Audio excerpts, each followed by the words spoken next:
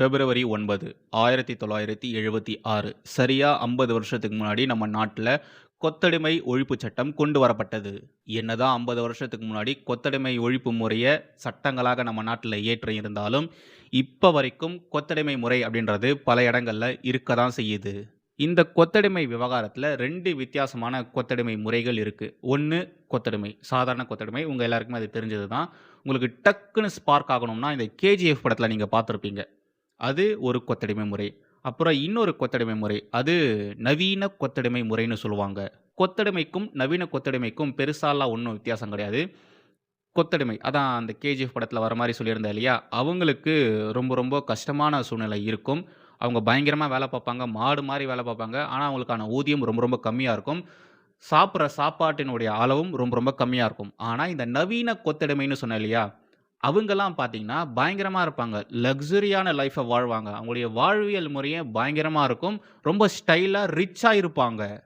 இன்னொரு முக்கியமான பாயிண்ட்டு, இந்த நவீன கொத்தடிமைகள் மீடியா ஃபேம் இருக்கக்கூடிய பெர்சனாலிட்டீஸா இருப்பாங்க. செலிபிரிட்டீஸா இருப்பாங்க. தமிழகத்தில நவீன கொத்தடிமைகளின் முகங்களாக இருக்கக்கூடிய ஒரு 3 நபர்கள இப்ப நான் உங்களுக்கு காட்டுறேன். ஃபர்ஸ்ட்டு இவன். தோல்வி படங்களின் இயக்குனர், ஆபாச பட இயக்குனர், நக்சல்களின் ஆதரவாளன், நவீன கொத்தடிமை, தோல்விமாறன். அடுத்து இவன். இதுக்கு முன்னாடி காமிச்சேன் இல்லையா தோல்விமாறன். அவன் திரைப்படங்கள்ல நடிச்சு நடிச்சு ஃபேமஸ் ஆனவன் தான் இவன். இவனும் நவீன கொத்தடிமை தான். இவன் பேரு கிஷோரு. அடுத்து இவன். ஓ! இவனா? இந்த நாய்க்கு சாரி இந்த ஆடுகளின் காதலனுக்கு அறிமுகமே தேவையில்லையே!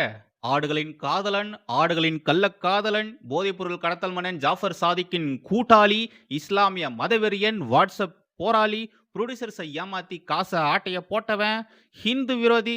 எப்பா என்ன இவனுக்கு இவ்ளோ பட்ட பெயர்கள் போயிட்டே இருக்கு. அது எல்லாமே எழுதுனது நான் தான். இருந்தாலும் சொல்றேன். ஓகே. இந்த ஆடு அமீர் சுல்தான் பாய் இருக்கா இல்லையா? இவனும் ஒரு நவீன கொத்தடிமை தான். இவனுங்களுடைய முழு நேர வேலை என்ன தெரியுமா? சாதாரண மக்கள் இவனுங்களெல்லாம் எப்படி பார்த்திருப்பாங்க? இவங்கலாம் ஃபிலிம் செலிபிரிட்டீஸ். இவங்க திரைப்படங்கள்ல எடுப்பாங்க, திரைப்படங்கள்ல நடிப்பாங்க. இதுதான் இவங்களுடைய முழு நேர வேலைன்னு நெனைப்பாங்க. ஆக்சுவலா அது உண்மை கிடையாது. இவனுங்களுடைய முதலாளிகள் இருக்காங்க இல்லையா? இவங்க என்ன சொல்றாங்களோ, அத அப்படியே தான் இந்த நவீன கொத்தடிமைகள் செய்வாங்க. ஃபார் எக்ஸாம்பிள்க்கு மத்திய அரசுக்கு எதிராக கான்ட்ரோவர்சி கிரியேட் பண்ற மாரி ஏதாச்சும் பேச சொன்னா, இவனுங்க பேசுவானுங்க.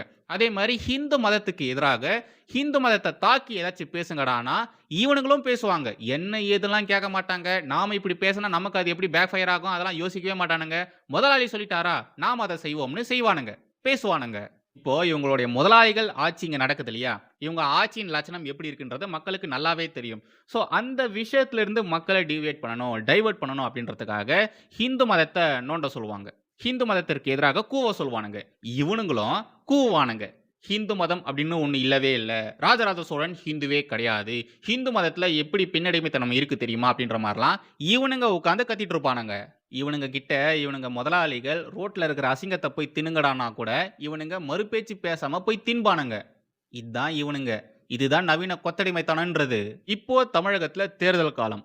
இவங்க முதலாளிகள் கட்சி இருக்கு இல்லையா? அது நக்கின்னு போற மாரி தான் இருக்கு. அந்த கட்சிய மக்கள் யாரும் பெருசா கொண்டாடுறதும் கிடையாது, வரவேற்கிறதும் கிடையாது. அவங்களுடைய வேட்பாளர்கள விரட்டி அடிக்கிறது தான் தமிழக மக்கள் பண்ணிட்டு வந்துட்டு இருக்காங்க.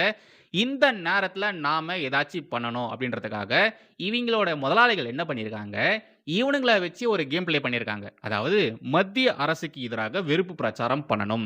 மத்திய அரசு கொண்டு வரக்கூடிய மசோதாக்களுக்கு எதிராக நீங்க ஏதாச்சும் இங்க உட்கார்ந்துகிட்டு பேசணும். நீங்க பேசக்கூடிய விஷயங்கள தான் மக்கள் பார்க்கணும். அதுல நாங்க பண்ண விஷயங்கள மக்கள் மறக்கணும்.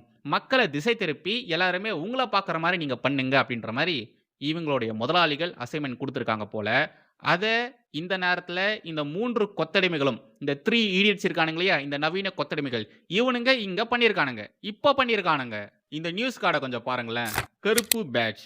தொகுதி மறுவரையறைக்கு எதிராக அரசன் படப்பிடிப்பு தளத்தில் கருப்பு பேட்ஜ் அணிந்த இயக்குனர் வெற்றிமாறன், நடிகர்கள் அமீர் மற்றும் கிஷோர்.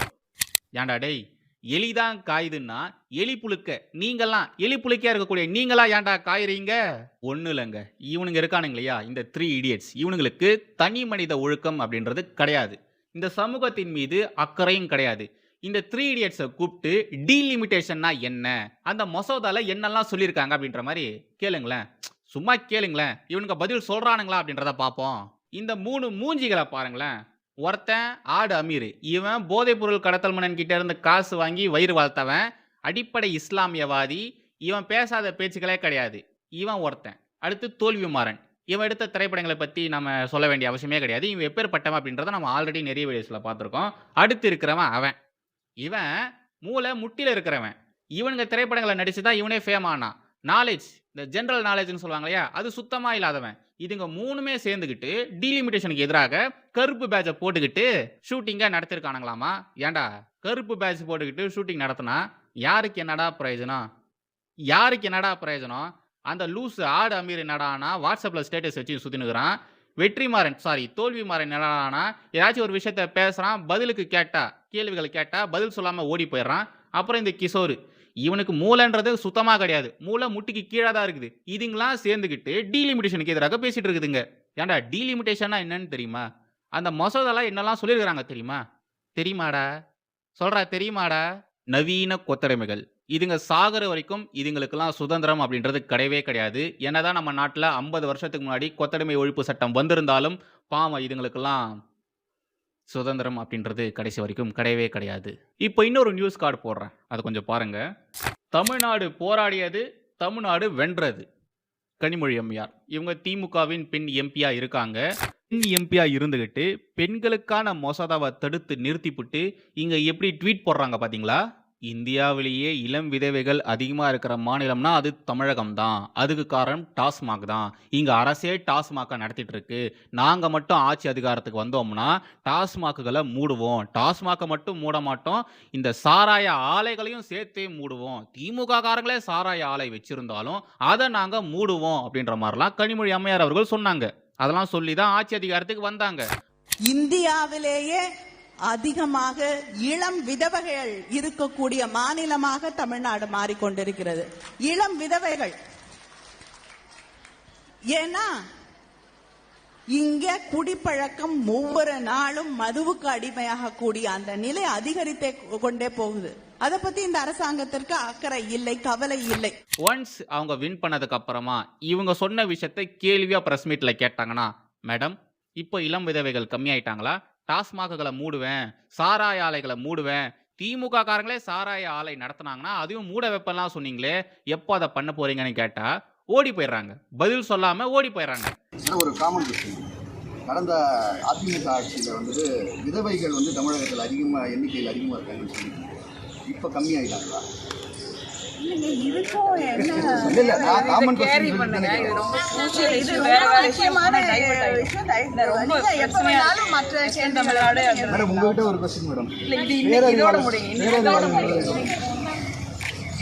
திமுக அமைச்சர்கள், திமுக எம்பிக்கள் சாராய ஆலைகள் நடத்துறாங்க.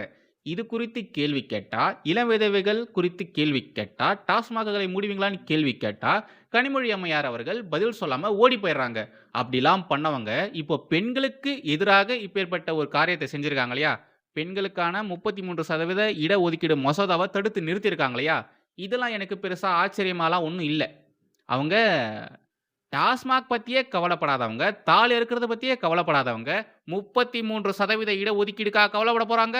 மக்களவையில பெண்களுக்கான பிரதிநிதித்துவம் அதிகரிக்கணும். பெண்களுக்கு கொடுக்க வேண்டிய மரியாதையை, அவங்களுக்கான அந்த ஒரு அதிகாரத்தை நம்ம கண்டிப்பா கொடுத்தே ஆகணும்னு மத்திய பாஜக அரசு பெண்களுக்கான இடஒதுக்கீடை கொண்டு வர பார்த்தாங்கன்னா, இந்த திமுகவும் காங்கிரஸும் ஒன்னா சேர்ந்து அந்த மசோதாவை தடுத்து நிறுத்தியிருக்காங்க. அந்த மசோதாவுக்கு எதிராக ஓட்டு போட்டிருக்காங்க. கிட்டத்தட்ட 30 வருஷமா பெண்களுக்கான இந்த இடஒதுக்கீடை இந்த திமுக, காங்கிரஸ், இந்த புள்ளிக்குடியில் இருக்கக்கூடிய கட்சிகள் தொடர்ந்து தடுத்துக்கிட்டே இருக்காங்க. பெண்களுக்கு பிரதிநிதித்துவம் இருக்கக்கூடாதுன்னு அவங்க எல்லாருமே ஒன்னா சேர்ந்து முடிவெடுத்துட்டாங்க. அதனாலதான் தொடர்ந்து 30 வருஷமா இந்த ஒரு காரியத்தை பண்ணிட்டு வந்துட்டு இருக்காங்க. காங்கிரஸ் ஆட்சி அதிகாரத்தில் இருந்தது இல்லையா 2010, அந்த நேரத்திலேயே இந்த மசோதாவை இவங்களால கொண்டு வந்திருக்க முடியும். இவங்க கிட்ட அதுக்கான பவர்ஸ் இருந்தது. ஆனாலும் இந்த காங்கிரஸும் திமுகவும் ஒன்னா சேர்ந்து அந்த மசோதாவை தடுத்து நிறுத்தினாங்க. அப்போதிலிருந்து இப்ப வரைக்கும் பெண்களுக்கு துரோகம் செஞ்சுட்டு வந்துட்டு இருக்காங்க. பெண்கள் முதுகுல குத்திட்டு வந்துட்டு இருக்காங்க. பெண்களின் அரசியல் பிரதிநிதித்துவத்தை வேணும்னே இந்த திமுகவும் காங்கிரஸும் ஒன்னா சேர்ந்து தடுத்திருக்காங்க. இதன் மூலியமா இதுங்கெல்லாம் பெண்களுக்கு எதிரான மனநிலை இருக்கக்கூடிய பிற்போக்குத்தனமான அரசியல்வாதிகள், அரசியல் கட்சிகள் அப்படின்றத மறுபடியும் ஒரு முறை இவங்க எல்லாருமே நிரூபிச்சிருக்காங்க. பெண்களே, பெண் வாக்காளர்களே, இவங்க பண்ண காரியத்தை மறந்துடாதீங்க.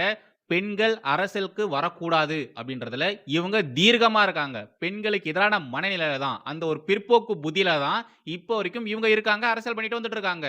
இதுல கொடுமையான விஷயம் என்னன்னா, கனிமொழி மாதிரி, மௌவா மொய்த்ரா மாரி, பிரியங்கா காந்தி மாரியான பெண் எம்பிக்கள் இருக்காங்க இல்லையா?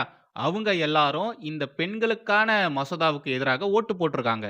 பெண்களுக்கு அரசியல் பிரதிநிதித்துவம் இருக்கக்கூடாதுன்னு வேணும்னே இது மாரி பெண் எம்பிக்கள வச்சே இவங்க எல்லாருமே பண்ணியிருக்காங்க. உங்களுக்கு எதிராக ஓட்டு போட்டிருக்காங்க. பெண்கள் முன்னேறக்கூடாதுன்னு இது மாரி விஷயங்கள் பண்ணியிருக்காங்க. ஸோ பெண் வாக்காளர்களே ஓட்டு போடுறதுக்கு முன்னாடி இதுங்க பண்ண காரியத்தெல்லாம் கொஞ்சம் யோசிச்சு பார்த்துட்டு ஓட்டு போடுங்க. வந்தே